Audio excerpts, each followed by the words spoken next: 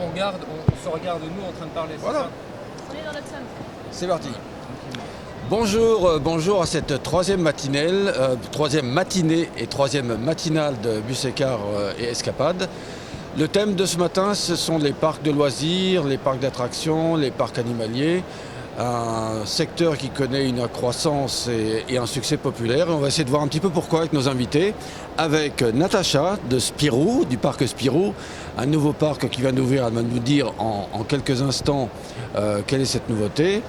Amandine du Puy du Fou. Alain qui est le représentant d'Europa Park, un parc voisin juste à la frontière allemande. Philippe de Sea Life, un aquarium qui se trouve près du Val d'Europe à quelques distances de Disney.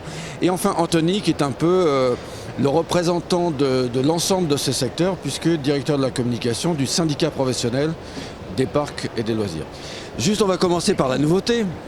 Avec Bonjour. Natacha, donc le parc Spirou a ouvert il y a à peu près une année, c'est ça ? Exactement, nous avons ouvert en juin 2018, donc près d'Avignon dans le Vaucluse. Le parc Spirou, donc premier parc à thème du Sud sur le thème de la BD. Donc avec des personnages comme Spirou, Gaston Lagaffe, Lucky Luke, les marsupilamis.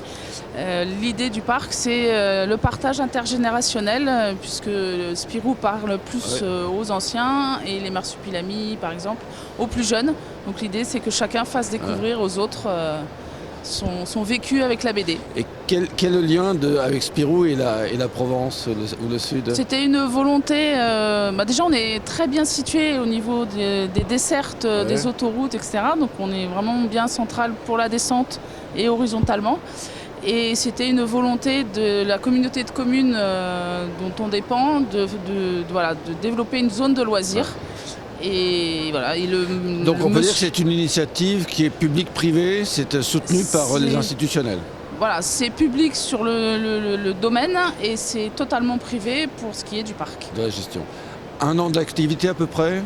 Oui, on a fait donc cette année on est en train de terminer notre première année entière. Oui. On est ouvert d'avril à novembre généralement. Cette première vraie saison est un succès, donc voilà. Bonne surprise, des choses à améliorer. C'est quoi le bilan de cette première année en 2 mots ? Alors le bilan est très bon. On espère même finir très très fort sur Halloween, parce que donc on ferme après les vacances de la Toussaint. Et les choses à améliorer, c'est peut-être un petit peu le confort, parce qu'on est quand même dans une région où il fait très très chaud. Oui. On a quand même pas mal souffert de la canicule cet été. Et donc ce sera plus sur le confort et le besoin d'ombre, etc. sur le parc. Ok. On reviendra un petit peu sur les nouveautés. Je passe la parole à Amandine. Amandine, Puy du Fou, un succès quasiment planétaire maintenant, qui n'arrête pas de grandir. On parlait souvent de cette nécessité des parcs de se développer. On sait que le Puy du Fou, c'est né d'une initiative presque populaire un petit peu, et c'est devenu une énorme entreprise qui maintenant a des ramifications internationales. Exactement, donc c'est né il y a 40 ans, c'est un parc de spectacle qui est situé en Vendée, et dans l'ADN de Puy du Fou, c'est d'innover. Tous les ans, on a une innovation à proposer aux visiteurs, et 3 créations régionales pour la saison 2020. Innover, ça veut dire aussi développer le concept. Et j'ai rencontré votre président qui a envie maintenant d'aller en Espagne, c'était une réalité. Tout à fait. Bientôt en Chine. C'est ça, on a une entité qui s'appelle Puy du Fou International qui exporte le savoir-faire et notre artisanat du spectacle un peu partout. Et là, la grande nouveauté 2019, c'est qu'on a sorti Puy du Fou España à Tolède en Espagne, à 1 heure de Madrid. Donc c'est un grand spectacle nocturne de plus d'1 heure qui met en avant tout le patrimoine historique et culturel espagnol, qui est très riche. On a eu la première représentation là le 30 août dernier, ça a été un succès, et fort de ce succès, on a rajouté 3 dates qui sont déjà complètes pour la saison 2019. Alors, la caractéristique du Puy du Fou, c'était une grande communauté de bénévoles, de gens qui avaient envie de participer. Est-ce qu'on peut reproduire ce modèle avec des gens qui sont du cru, qui sont du coin et qui veulent participer, faire vivre leur histoire? Est-ce que ça, on peut le reproduire? Oui, c'est ce qu'on essaye. Par exemple, à Auckland, en Angleterre, on a une mini cinécénie. À Tolède, c'est sur l'histoire de l'Espagne. On a des projets en Chine également. Après, le bénévolat est très développé au Puy du Fou, puisqu'on est 4000, avec une liste d'attente de 5000 personnes. Donc vous pouvez vous attendre en Espagne à ce qu'il y ait des gens des villages à côté qui vont participer à vos spectacles? Ça pourrait. Ça sera une des idées en tout cas? Pourquoi pas, pourquoi pas. On parle de développement. Alain. Oui. On est de la frontière, on n'est plus tout à fait en France, mais c'est la frontière. Là aussi, l'Europa Park n'arrête pas de grandir, n'arrête pas de créer des nouveaux. Et la grande nouveauté cette année, c'est quasiment une addition complète. Oui, tout à fait. Alors, Europa Park, effectivement, à l'instar des autres parcs, a une fréquentation qui est très fidèle. Et donc, pour garder cette clientèle fidèle, évidemment, on se renouvelle très régulièrement. On réinvestit énormément avec des nouveautés qu'on présente chaque année. Effectivement, cette année, c'est une année clé, on va dire, pour nous, puisqu'on ouvre on ouvre un deuxième parc en fin d'année, le 28 novembre.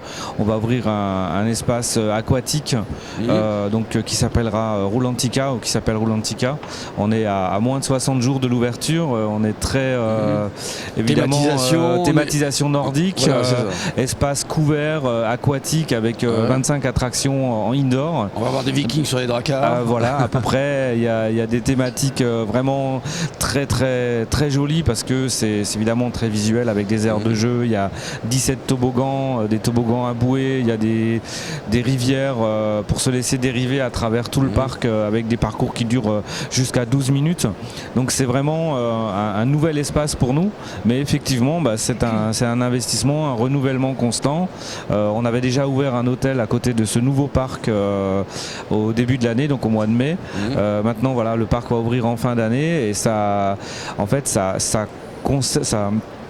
aide à construire cette idée que les parcs aujourd'hui sont des destinations, ou deviennent des destinations. On peut insister sur le fait que vous avez pratiquement une capacité hôtelière qui est Alors considérable. Nous aujourd'hui, on a une capacité hôtelière de 1254 chambres sur site, donc plus un camp avec le Camp Resort avec des tipis, des roulottes, etc. On a effectivement cette idée d'associer absolument les nuitées. Alors au départ maintenant certainement de plus en plus deux nuitées au fait de visiter notre parc. Ouais, tout à fait. Merci. On va revenir en France, proche de chez Disney. Sea Life, c'est pas tout à fait un parc d'attractions, c'est un aquarium, mais un aquarium, c'est toujours aussi conçu comme il y a une mise en scène, il y a quelque chose qui fait que...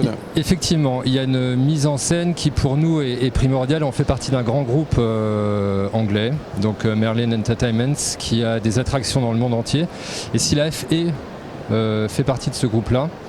Et on a effectivement cette particularité chez nous d'avoir des aquariums qui se veulent être immersifs et qui plongent réellement le visiteur au sens propre, au sens figuré, dans un monde différent de l'extérieur. Donc vraiment être coupé un petit peu de ce qui se passe à l'extérieur.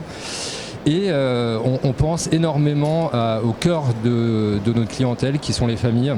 Oui. Notamment les jeunes parents, les enfants. Nous, notre cible, c'est vraiment la cible familiale, et donc on conçoit des produits et on adapte nos produits par rapport à cette cible-là. Quand on dit immersif, c'est aussi parfois interactif. Il y a des interactions. Alors il faut faire attention, ce sont des animaux, donc il ne faut pas aussi les maltraiter. Alors en fait, c'est vrai que notre ligne de conduite est de proposer un apport, on va dire, pédagogique par rapport à la visite. Donc on veut que les clients et les visiteurs qui viennent chez nous ressortent de Sea Life en ayant appris des choses sur les créatures marines, notamment beaucoup de créatures qui sont en danger. Je pense aux manchots, aux requins, aux tortues. Donc nous, notre mission, c'est vraiment ça, de sensibiliser, d'apprendre sur les animaux, parce qu'on peut que protéger que ce qu'on connaît. Donc ça, c'est une composante importante. La deuxième est une composante, on va dire, ludique, qui pour nous est aussi tout à fait importante. Et nous voulons effectivement que ce soit une expérience, réellement une expérience qui se vit chez nous. Et l'interactivité est importante chez nous. Et cette année, on a notamment innové avec un aquarium virtuel où les enfants et les grands dessinent et voient apparaître leurs créatures sur un écran, donc comme un bassin. Donc ça, c'est quelque chose qui plaît énormément à nos clients et même les adultes. Là, pour la fin d'année, on a aussi beaucoup de nouveautés avec une nouvelle zone d'exposition qui sera axée sur l'Asie et les poissons asiatiques. Notamment asiatiques, exotiques, mais surtout une exposition qui ira au-delà de la simple exposition de créatures animales, mais on va jouer aussi sur les croyances asiatiques, voilà. Anthony, je voudrais qu'on termine ce premier tour de piste avec un peu une vision globale. C'est un secteur dynamique. Les raisons du succès, on l'a vu, c'est beaucoup d'investissements, beaucoup de nouveautés. C'est à la fois une des raisons, mais c'est presque une obligation aussi de créer ça. Oui, tout à fait. On est effectivement sur un secteur, alors on connaît tous les majors, Puy du Fou, Disney, Futuroscope, Europa Park. Après, la réalité du secteur, c'est aussi beaucoup d'entreprises à rayonnement local. Et nous, dans les dernières études, c'est surtout une zone d'achalandise à peu près à 2 heures. C'est-à-dire que les gens font 2 heures de transport maximum pour aller sur un site, hormis les majors, bien sûr. Et donc l'idée, c'est qu'on a un foyer de visiteurs qui est très local. Et donc l'intérêt, c'est de susciter la revisite. Oui. Et nous, on estime que le taux de revisite, en moyenne sur le secteur, c'est 70 à 80%. Ce qui est un bon score. Exactement. Après, on a aussi une particularité, c'est qu'il y a une relation un peu affective avec les sites. Oui. C'est-à-dire que peu importe où on est en France, parce qu'on a la chance d'avoir des sites répartis sur l'ensemble du territoire, tout le monde connaît le site local, c'est un peu une institution d'y aller tous les ans. Quand les cousins viennent, on les emmène, donc il y a ce côté partage.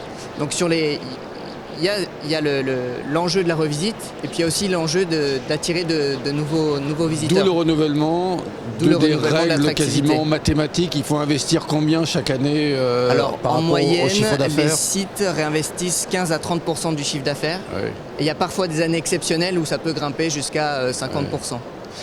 Une question qu'on pose souvent, il y a des parcs qui ont beaucoup de succès et on les met en avant et du coup ça suscite beaucoup d'intérêt, parfois beaucoup d'ambition de la part de collectivités locales. Est-ce qu'il y a assez de parcs, pas assez de parcs ou trop de parcs en France? Alors c'est une question qui est loin d'être simple. Ouais. Je pense qu'il y a encore de la place pour des acteurs sur le secteur. Après, tout est question de calibrage. C'est-à-dire que, bien sûr, on ne peut pas avoir des nouveaux acteurs qui prétendent faire le même chiffre que Disney. Parce que Disney, c'est 15 millions de visiteurs par an. Ensuite, on a un rapport de 1 à 10 entre le major français et Disney. Donc, il y a aussi un principe de réalité, c'est-à-dire la localisation, la zone de chalandise, la zone de chalandise. Et c'est surtout une question de calibrage. Donc, je pense qu'il y a encore de la place pour des acteurs, mais tout est question du calibrage et de la dynamique de et de la force du thème. Et de la force du thème. Je voudrais qu'on finisse un dernier tour de piste et on va recommencer notre petit tour de table avec cette notion de... On est ici sur un marché professionnel, des gens qui s'adressent au groupe. Que représente le groupe pour vous? Comment il est traité dans le parc Spirou? Pour nous, c'est une nouveauté parce que, comme disait monsieur, on est pour l'instant sur une fréquentation plutôt locale. Oui. Donc c'est d'ailleurs pour ça qu'on est ici, pour se faire connaître au national et justement attirer plus les groupes qu'on ne le fait actuellement, puisque là pour l'instant on est plus nous sur de l'individualité, mais la part groupe est très importante pour notre avenir et notre expansion. À l'avenir, on a vu beaucoup de parcs envisagent toujours d'avoir des hébergements à proximité. Est-ce qu'il y a dans les développements de Spirou des idées de faire un hôtel un jour? Voilà, donc nous on a un programme d'investissement déjà prévu sur 5 ans, donc avec la moitié déjà en territoire à construire, et dans cette partie-là, il y a un hébergement qui est prévu, oui. Okay. Amandine, les groupes, c'est une part importante au Puy du Fou? Ah oui, effectivement, on accueille beaucoup. Je sais que quand la réservation est ouverte, quasiment 1 heure après, il n'y a plus de place. Alors oui, on a beaucoup de succès, donc c'est vrai qu'il faut s'y prendre très à l'avance, le plus tôt est le mieux, pour avoir de la disponibilité dans les hôtels du parc ou participer à la cinécénie. Maintenant, l'entrée au parc est illimitée. C'est vraiment le séjour dans nos hôtels qui est limité, puisqu'on a 6 hôtels, dont un nouveau en 2020, avec un centre de congrès à l'intérieur et un nouveau restaurant. Une proportion, les groupes chez vous, c'est quoi? C'est un quart des visiteurs Plus, je ne saurais pas vous dire, mais plus. Même question pour Alain? Oui. Alors le groupe peut-être un tout petit peu moins quand même qu'un quart. On doit s'approcher à peu près entre 15 et 20%. Mais effectivement, alors beaucoup vous de savez groupes, les accueillir, il y a de la place pour les pas. on a l'habitude, on a notre propre dynamique aussi pour justement qui est très, très appréciée aussi par les chauffeurs de car par exemple. D'un autre côté, effectivement, l'hébergement très intéressant, mais avec cette problématique que les groupes se déplacent quasiment tous sur la même nuit de la semaine, c'est-à-dire la nuit du samedi au dimanche. Ouais. Et donc effectivement, on peut arriver aussi très vite à des limites, même si on a beaucoup de chambres, comme c'est le cas chez nous. Mais effectivement, les groupes souhaitent tous venir le samedi au dimanche. Ouais. Et donc La régulation du coup, est pas facile, ouais. la régulation peut être compliquée. Alors on a quelques exceptions quand les jours fériés d'un pays à l'autre, parce que nous on travaille quand même sur 3 pays majeurs au niveau de nos visiteurs. On a des petits décalages, des choses qui permettent de faire quand même des choses. Mais c'est vrai que de ce côté-là, au niveau des groupes, on peut tomber des fois sur des situations où on n'a pas assez de place pour les accueillir tous la même nuit. Mais ça ne veut pas dire qu'on ne peut pas trouver des solutions. Et ça reste quand même historiquement aussi une clientèle très importante et qu'on continue à travailler beaucoup. Ouais, tout à fait. Même petite question, Philippe. Oui. C'est un endroit, je sais que le Sea Life n'a pas l'espace forcément que certains ont, puisque vous êtes à l'intérieur du Val d'Europe. C'est ça. Est-ce que vous arrivez à aménager des circuits pour que les groupes soient bien accueillis? Alors le groupe chez nous se décline en deux typologies, une typologie très scolaire et effectivement centre de loisirs. Donc là, on est plutôt satisfait des résultats. Ça représente entre 7 et 10% en termes de volume, du volume annuel. Donc c'est loin d'être négligeable. Et pour développer cette cible-là, on va travailler avec Playback, notamment pour la rédaction d'une nouvelle offre. D'accord. Donc voilà, ça c'est important pour nous. Et la deuxième typologie de groupe, c'est des groupes qui sont très axés sur les groupes qui se déplacent à la Vallée Village, qui est juste à côté de chez nous, et au Val d'Europe. Et donc on n'est pas, nous, une destination comme Europa Park ou comme Disneyland Paris, où le groupe vient Mais que c'est pour un ça. stop sur le parcours. Mais c'est un stop sur le parcours et notre enjeu, c'est justement de jouer les packages très fortement pour 2020 et de se dire effectivement, offrez-vous une expérience shopping loisir en combinant Aquarium Sea Life et Vallée Village, voilà. Et on a beaucoup de partenaires restaurants et hôtels aussi qui travaillent dans ce sens-là. Ok, merci. Une dernière question à Anthony, une question piège. Vous êtes à l'intérieur du syndicat, donc vous avez peut-être connaissance de projets à venir. Est-ce qu'on peut s'attendre à des choses qui vont sortir là en 2020, 2021? Il y a des gros dossiers en cours? En termes de parc ou en termes de nouveautés? De nouveautés, de parcs. Alors de nouveautés, oui, c'est certain. On peut s'attendre à de la nouveauté puisque, comme on l'a expliqué, c'est une nécessité. Après, je ferai quand même le lien entre le renouvellement de l'attractivité et le côté destination, puisqu'on a un cercle vertueux qui fait que plus on va rajouter de la nouveauté sur un site, et plus on va mettre du temps à faire toutes les attractions. Et typiquement, une journée n'y suffit plus. Et c'est pour ça qu'on voit de plus en plus apparaître de l'hébergement et qu'on a un modèle de destination et qui est fortement propice pour le développement de la clientèle groupe. Voilà. Qui permet d'alimenter les ailes de saison. Donc il y a aussi une saisonnalité sur la clientèle groupe. Et typiquement, nous, sur les groupes scolaires, on dit qu'en général, une visite de groupe scolaire, ça génère 3 visites derrière. Parce que l'enfant vient avec l'école, revient avec les parents et revient ensuite avec les grands-parents. Mais sur les nouveautés, il y en aura, mais je ne dévoilerai pas avec vous le... Bon, on se retrouvera l'année prochaine pour voir le village. Merci à tous. Voici, c'est la conclusion de cette 3e matinale et on vous donne rendez-vous demain matin. Au revoir. Voilà, merci à tous. Merci.